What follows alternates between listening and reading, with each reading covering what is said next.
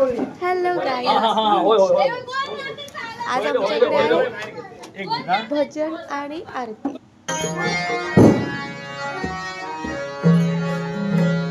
सगळे मंडळी आले आहेत आरतीसाठी आणि भजनासाठी.